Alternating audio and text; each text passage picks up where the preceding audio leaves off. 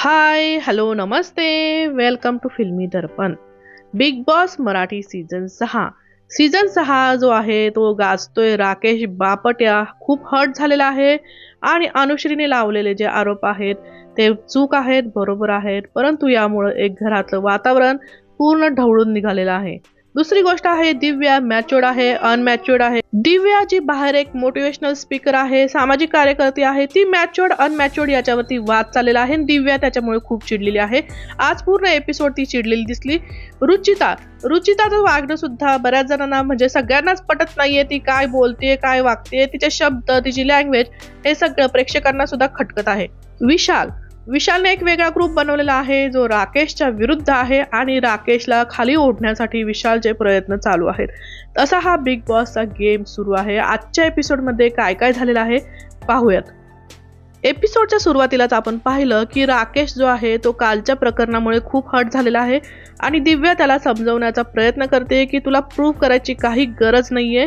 आणि सागर कारंडे असू दे किंवा प्राजक्ता असू दे, तन्वी असू दे, सगळेच जण राकेशला समजावण्याचा प्रयत्न करतायत. परंतु राकेश खूप हर्ट झालेला आहे कारण त्याच्या 25 वर्षाच्या करिअरमध्ये असा आरोप जर कुणी लावला आणि ते बाहेर जर त्याची इमेज जर त्याच्यामुळे जर इफेक्ट होत असेल तर नक्कीच माणूस हर्ट होणार. परंतु अनुश्रीने लावलेले जे आहे ते काहीही विचार न करता हे जे आरोप आहेत ते तिने लावलेले आहेत. त्यानंतर आपण पाहिलं की सागर कारंडे जो आहे तो अनुश्रीला बोलताना दिसतो की बाबा तुम्हाला आम्ही बहिणीसारखं मानतो आणि तुम्ही अशा प्रकारे मुद्दा काढायची गरज नव्हती आणि इतके तास गेल्यानंतर तुम्ही हे काढताय, म्हणजे आम्हाला सुद्धा तुमच्याबद्दल आता बोलताना, तुमच्याशी वागताना भीती वाटेल, असं सागरचं म्हणणं आहे. आणि अगदीच बरोबर आहे, जर असा आरोप जर लावत असेल तर कसं तिच्याशी बोलणार. रुचिताचं असं म्हणणं आहे की आमचं इंटेन्शन कॅरेक्टरवरचं जायचं नव्हतं, फक्त त्यांनी जे विदाऊट परमिशन हात लावायला नको असं होतं. जरी ही गोष्ट कॅरेक्टरवरती तिला बोलायची नव्हती, तिने इंटेन्शन तिचं ते नव्हतं हे समजतंय, परंतु तिचे जे शब्द होते ते कॅरेक्टरवरतीच गेलेले आहेत. त्यांच्या ग्रुपमधल्या सुद्धा कोणाला ही गोष्ट पटलेली नाहीये. राधा सुद्धा म्हणते की ती ही चक्रम आहे, तन्वी म्हणते की ही मैत्रीण आहे, परंतु आम्हाला हे आवडलेलं नाही, आम्ही तिच्या अगेन्स्ट आहे. विशाल पण तिला समजवतोय, परंतु आता अनुश्री म्हणते की मी त्याला बोलायला जाऊ का राकेशला. तेव्हा विशाल तिला सांगतोय की बाबा तू जर आता गेलीस तर तू रॉंग दिसणार आहे. म्हणजे विशाल जो आहे तो सगळ्यांच्या पाठीमागे या मुलींच्या मागे गेम खेळतोय कारण त्याचा स्ट्रॉंग म्हणजे कॉम्पिटिटर जो आहे तो राकेश आहे आणि राकेशची इमेज डागाळण्याचा प्रयत्न विशाल करतोय. त्यामुळं असं होणार की राकेश या गेम मधनं खालच्या स्टेपला जाणार आहे. त्यामुळेच विशालचे हे प्रयत्न चालू असणारे आपल्याला दिसत आहेत. विशाल इथे बोलताना दिसतोय की बाबा त्यांचं इंटेन्शन ते नव्हतं, परंतु प्रॉब्लेम कुठे झाला जेव्हा तो सॉरी म्हणाला. त्याला कळालं राकेशला की त्याची चूक आहे, असं विशालचं म्हणणं आहे की त्याला स्वतःची चूक कळाली, तो सॉरी म्हणाला, परंतु अनुश्री त्याला म्हटले की मला सॉरी नकोय. तिथे प्रॉब्लेम सुरू झाला असं विशालचं म्हणणं आहे. विशाल हा खूप मास्टर माइंड आहे, गेम खेळण्याचा प्रयत्न करतोय. तुम्हाला विशालबद्दल काय वाटतंय नक्की मला कमेंट्समध्ये सांगा, कमेंट टाका. तन्वी सांगते सोनाली आणि अनुश्री बरोबर बोलताना की बाबा ही मुलीसारखं जे आहे त्यांनी ट्रीट केलं हिला, की झोपेतनं उठवण्याचा प्रयत्न केला आणि मग बापाला त्याची मुलीच्या बरोबर असं केल्यानंतर, असे आरोप लावल्यानंतर वाईट हे वाटणारच आहे. आणि सगळेजण होते, सगळ्यांनी हात लावला आणि त्याच्यावरतीच आरोप केला गेला. बरोबर आहे, कारण राकेश एजने खूप मोठा आहे, अनुश्री त्याच्यापेक्षा मुलीसारखीच आहे आणि तिने हे एज तरी कन्सिडर करायला हवं होतं. रोशन सुद्धा रुचिताला सांगतोय की तुझे शब्द चुकीचे होते, हे शब्द निघायला नको होते, माफी माग. तर असं हे राकेश आणि अनुश्री, रुचिता यांचा आता वाजलेला आहे. नको त्या गोष्टी निघाल्यामुळे किंवा नको ते आरोप लावल्यामुळे पूर्ण वातावरण घरातलं गढूळ झालेलं आहे. त्यानंतर आपण पाहिलं बिग बॉस जे आहे ते चिवताईचं दार उघड हा एक जो टास्क आहे हा देतात.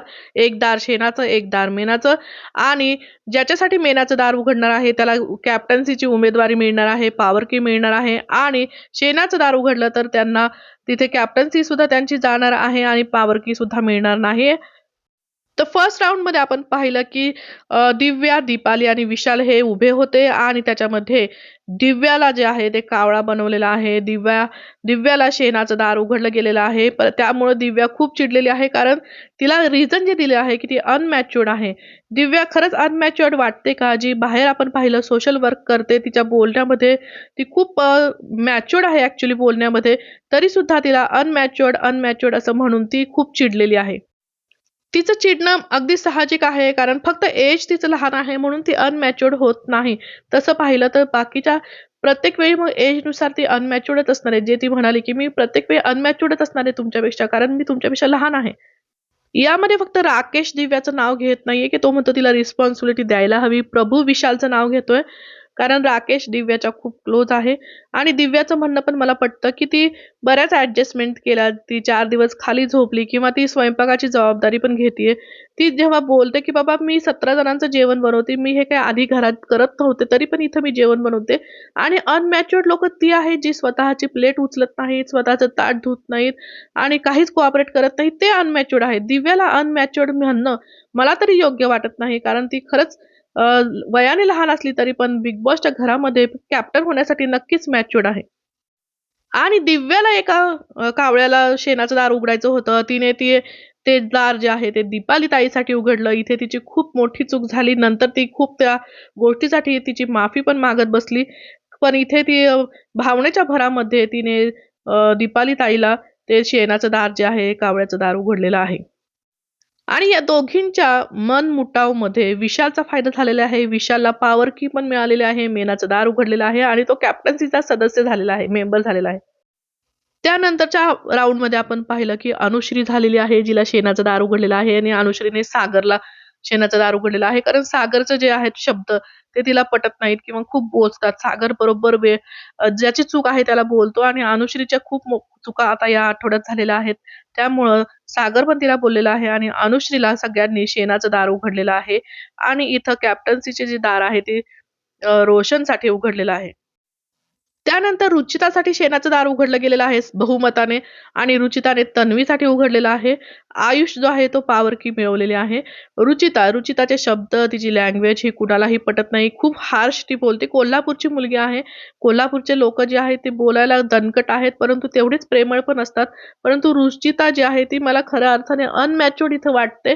कारण रुचिताला बोलण्याचा सेन्स नाहीये किंवा कुठे काय बोलावं, कसं बोलावं हे तिला लक्षात येत नाही. इथे रुचिता पण खूप हर्ट झाली आहे, कारण तिच्या टोळीने, तिच्या ग्रुपने तिला सहयोग केलेला नाहीये. तिलाच शेणाचं दार उघडलेलं आहे. त्यामुळं दीपाली ताई पण तिला टोळी, टोळी, टोळी म्हणून खूप चिडवताना दिसली. त्यानंतर शेणाचं दार उघडलेलं आहे राधासाठी. राधा अजून कॅप्टन्सीसाठी खरंच योग्य नाही, कारण ती खूप इंट्रोव्हर्ट आहे आणि सगळ्यांचंच ते मत आहे, की सगळेजण तिला गुंडाळून ठेवतील आणि राधाची दुश्मन आहे सोनाली. तिने सोनालीला उघडले दार. राधा आणि सोनाली या दोघीही 2 वेगवेगळे कॅरेक्टर आहेत, खूप अपोझिट आहेत. त्यामुळे दोघींचं बिलकुलच पटत नाहीये. त्यामुळेच राधाने सोनालीला सुद्धा जे आहे ते शेणाच्या ह्याच्यामध्ये ढकललेलं आहे. परंतु इथे सोनाली खूप स्ट्राँग आहे. ही कॅन्डिडेट की मला तिची एक गोष्ट आवडली, की तिला ज्या गोष्टी पटत नाही ती करत नाही. तिने ते शेणाच्या ह्याच्यामध्ये जायला नकार दिला आणि बिग बॉसने खूप वेळा सांगून सुद्धा तिने ऐकलं नाही आणि तिने तिचा ड्रेस चेंज करण्याची परमिशन मागितली, जी बिग बॉसने दिली नाही. त्यामुळं बिग बॉसने तिला पुढच्या आठवड्यासाठी डायरेक्टली नॉमिनेट केलेलं आहे आणि ते पण तिला ॲग्री आहे. तिचा जो स्ट्राँगनेस आहे सोनालीचा, की ती स्वतःच्या साठी स्टँड घेते, स्वतःच्या मतांवरती ती ठाम आहे. त्यामुळंच ती या गेममध्ये टिकून आहे. इथे प्रभूला पॉवर की मिळालेली आहे, कॅप्टन्सीची मेंबरशिप मिळालेली आहे. त्यानंतर आपण पाहिलं राकेश, सचिन आणि ओंकार याच्यामध्ये जे आहे तर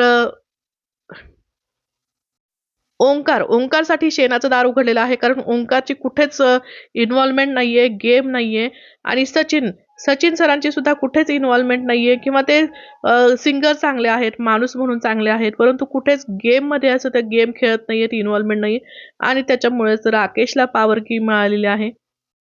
तर असा हा टास्क झालेला आहे आणि बऱ्याच जणांना पॉवर की मिळालेली आहे. काही लोकांना शेणाचं दार उघडलेलं आहे आणि पण या टास्क नंतर जे आहे खूप उलथापालथ झालेली आहे. राकेश दिव्यावरती चिडलेला आहे, कारण तिने दीपालीला शेणाचं दार उघडलं. तिला कॅप्टन्सी मिळू दिलेली नाहीये, मेंबरशिप आणि त्यामुळं तो तिच्यावर चिडलेला आहे आणि दिव्यासुद्धा खूप हर्ट झालेली आहे. ती दीपालीची माफी मागताना दिसतीये. दिव्या सागर कारंडेवरती सुद्धा चिडलेली आहे, कारण तो मला कैचीत पकडतो दरवेळी असं तिचं म्हणणं आहे. इकडे आपण पाहिलं, की विशालचा जो ग्रुप आहे, अनुश्री असेल किंवा रुचिता आहे, ते राकेशला सतत काहीतरी बोलतायत, की राकेश असा नाहीये जसा तो दाखवतोय, जेंटलमन नाहीये असं अनुश्रीचं म्हणणं आहे. तन्वीचं असं म्हणणं आहे, की विशाल या मुलींना यूज करतोय आणि राकेशला खाली खेचण्यासाठी आणि ते खरोखर दिसतंय, की विशालचा गेम प्लॅन आहे राकेशला खाली खेचण्याचा. राधा आणि अनुश्रीचं बोलणं इथे आपण पाहिलेलं आहे, की राधाचा कुणी बॉयफ्रेंड आहे बाहेर 3 वर्षापासून आहे आणि ती ह्या गोष्टी आता इथे ओपन करतीये.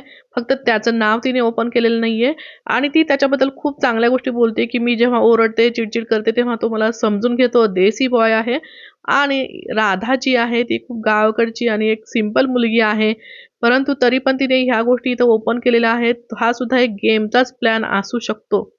की एक स्वतःबद्दल क्युरिओसिटी प्रेक्षकांमध्ये निर्माण करायची, की हिचा बॉयफ्रेंड कोण आहे किंवा काय?